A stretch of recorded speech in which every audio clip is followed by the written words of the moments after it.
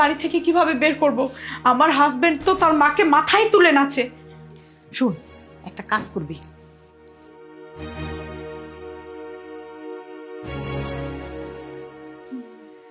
যেভাবে বললাম না ঠিক এভাবে কাজগুলো করবি। তুমি একদম ঠিক বলেছো মা। আজ থেকে তোমার অনুমতি ছাড়া আমি আর কোনো কাজ করব না, সব তোমাকে জানিয়ে জানিয়ে করবো, কেমন? ঠিক আছে। আচ্ছা, তাহলে তুমি এখন এখানে বসে একটু বিশ্রাম নাও, আমি আমার কাজটা শুরু করে দিই। ঠিক আছে, যা।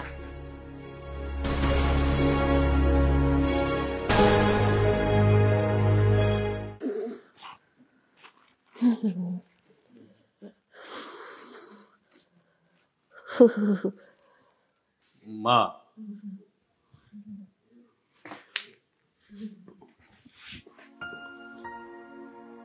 ওঠো।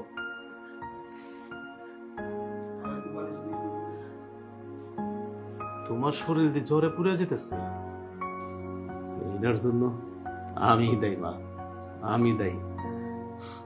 আমার শাশুড়ি আইছে, তুমি আমার মুখের একটা কথায় তুমি তোমার খাট রাখা এই ফ্লোরিং করছো। এই শীতের মধ্যে আমার তুমি মাফ করে দাও মা, তুমি আমার মাফ করে দাও। দূর বোকা, মেহমান তো লক্ষ্মী, লক্ষ্মী কি প্রতিদিন আসে? আর উনি তো তোর শাশুড়ি, আসছে বেড়াইতে আসছে তাই না, কয়দিন পরে চলে যাব, সবসময় কি আর থাকবো? ঠিকই বলছো মা, আমি বোকা। আমি যদি বোকা না হইতাম আমি কি তোমার এই ফ্লোরে হইতে কইতাম? তুমি ঠিকই করছো, কিন্তু মা জানো আমি না মনের দিক থেকে কোনো শান্তিতে নাই, কোনো শান্তিতে নাই। আমি অফিসে সবসময় কাজ করি, কিন্তু আমার মনটা ভরে থাকে তোমার দিকে। তুমি কি করতেছো কি না করতেছো। আর যতদিন ধরে আমার শাশুড়ি আমার এই বাড়িতে আইছে, আমার বউ কেমন চেঞ্জ হয়ে গেছে। আমার বউ অত্যাচারে আমি সব মুখ বুঝে সহ্য করতেছি, আমি কিছু খুঁজতে পারতেছি না মা।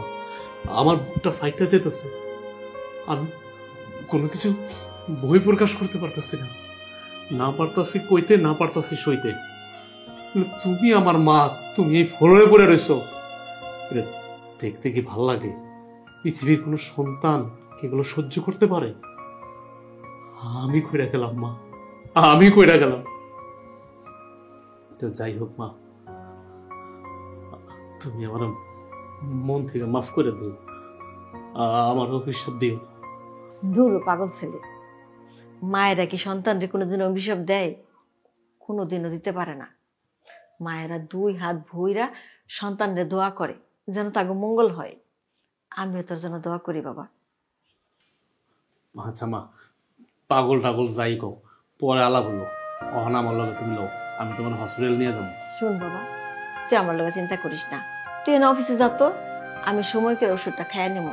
এই না হইল মা, আমি তোমার গর্বে জন্মগ্রহণ করছি, আমার খুব গর্ব লাগতেছে মা। আমি তোমার গর্বে জন্মগ্রহণ করছি। আর দেখো আমার বউ কি কাজটা করলো, তুমি অসুস্থ, আমি তোমার টাকা দিছি চিকিৎসা করানোর জন্য, ওষুধ কেনার জন্য, আর ওই টাকাটা কেমনে নিয়ে আমারে দিয়া সে মাছ মাংস কিনা তার মার জন্য। মা, সেও তো একজনের সন্তান, তো মানুষের মধ্যে এত ভেদাভেদ কি লেগে মা, বুঝতে পারো? শোন বাবা,